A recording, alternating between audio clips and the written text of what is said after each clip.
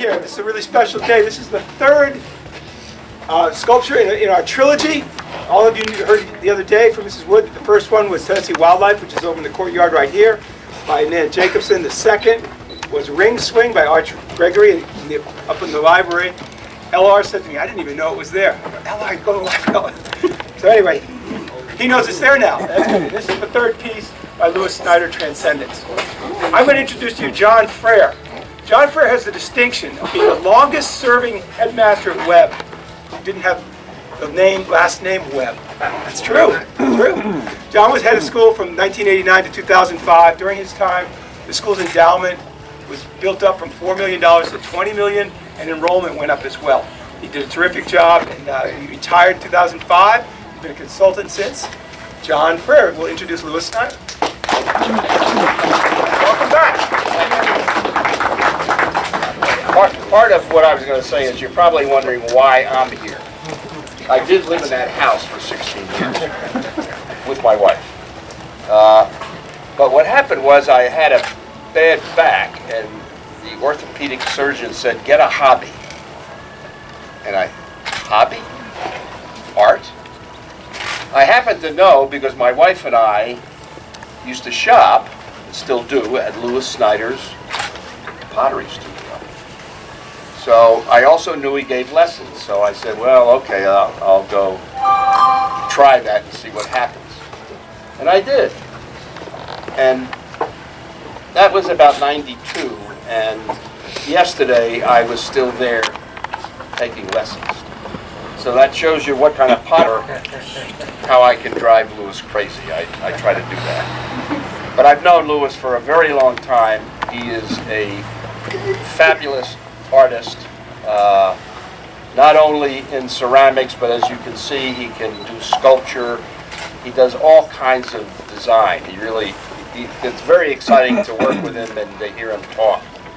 Quickly, he graduated from college. He went to Ohio University, got his master's in fine arts, was in Rome and studied sculpture in Rome. I don't know, in a year, Louis?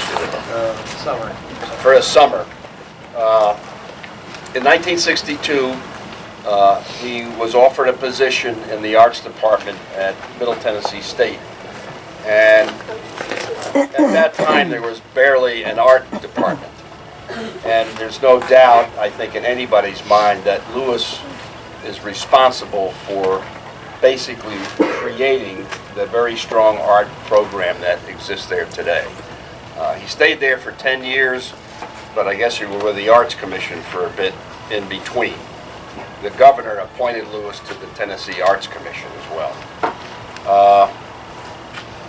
I could go on about a whole bunch of things he did. He was an organizer and director of the United States International Ceramic Symposium. He was a researcher and supervisor for the Joel Evans Appalachian Center for Crafts, which is in Smithville. And that is a very, very famous place, especially if you're involved in any kind of craft work. He has pieces in museums from the Czech Republic, Tennessee, Indiana, you name it. Somewhere there's work of Louis's. What I found very interesting was that he somehow, Jimmy Carter's wife saw some of his work and invited him to go to Washington and bring some dinnerware with him, which he dutifully did. And Mrs. Carter bought an entire set of 10, 12? 12. Later on, George W. Bush, George Bush the First, his wife, bought another set of Louis's pottery, dinnerware, set of 12. So he's well represented in the White House. I was going to bring a piece of mine that I threw to prove to you that I do this. I will just tell you one goofy little story. I threw a piece, and it wasn't bad, and I gave it to a woman who worked here who was the director of development named Lucy Phillips. And she was kind enough to put it on her coffee table. And a friend of hers walked in and she said, "Oh, you have a Lewis Snyder piece." He still laughs. Sometimes he cries when I say that. Now, the reason I say that to you is because one of the really unique things about what Lewis does is that he creates all of his own glazes. So every single color you see on any piece of ceramics that is done by Lewis or his students is homemade. You're not going to buy it any place. And he had, what do you have, 60, 70? 5,000. He's not kidding. He probably has 5,000 because he's always messing around making more. I really thought at one point, my God, this man's a chemist because he's in there mixing all this stuff and all these colors. So, suffice to say, he is an enormously talented man who can do all kinds of things with art. I'm not going to get into talking about this because he's going to say a couple words to you about it.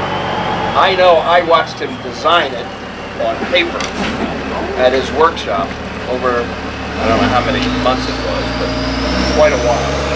So let me introduce the artist, Lewis Snyder, to you and let him tell you a little bit about this great piece. Lewis?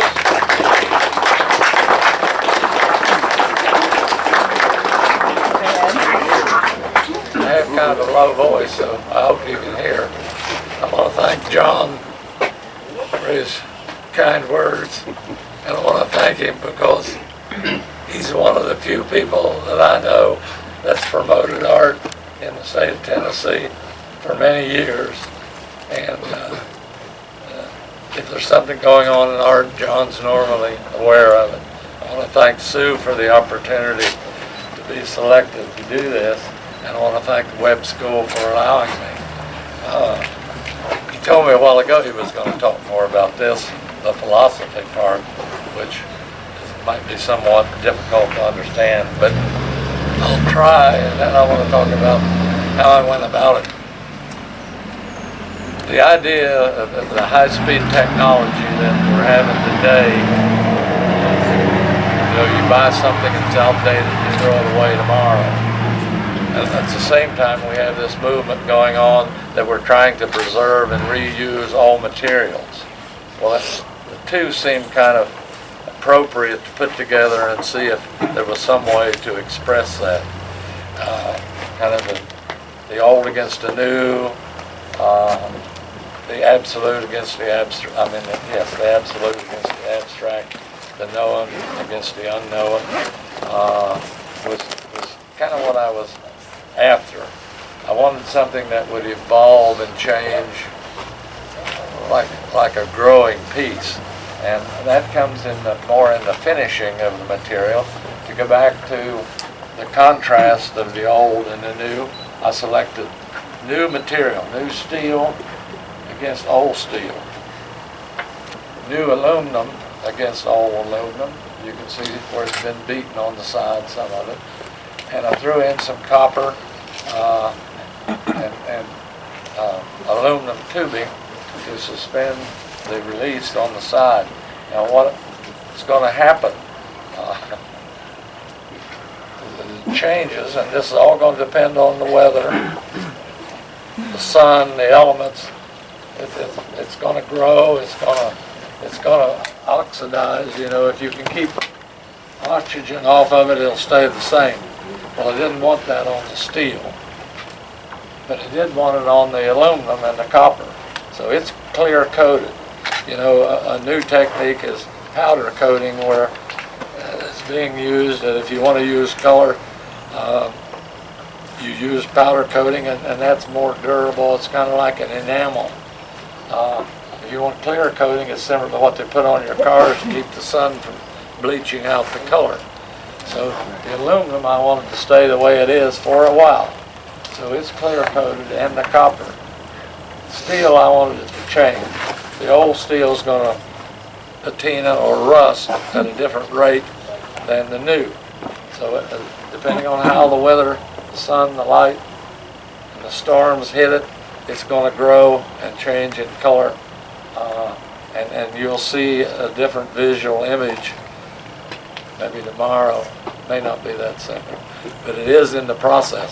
I could have oxidized or patinaed the steel to start with, but you're going to miss the growing part of it. And the aluminum will stay bright for some time, probably all the time that those of you that are students here, it'll still be bright, but eventually it's going to turn, it'll go gray with the oxygen, and the copper will go from green to a gray-black, and eventually the whole piece will probably become almost black. I'm not predicting how long, because it's going to depend more on the weather and the sun and the wind and any other thing that's going to hit it. The acid rain, if we happen to have more of it. This black fungus on the trees is going to alter it. So you can check it from time to time, and you're going to see something different. Structurally, it's going to stay basically the same. It's arc welded and it's bolted. The bolts kind of amplify the basic structural form of the piece. And basically that's what I had in mind. So, you know, a living piece, and you got an opportunity. You can look at it and like it. You can look at it and be neutral. You can look at it and hate it. Just as long as you look at it and have some reaction to it, I'm satisfied. Okay? Thank you.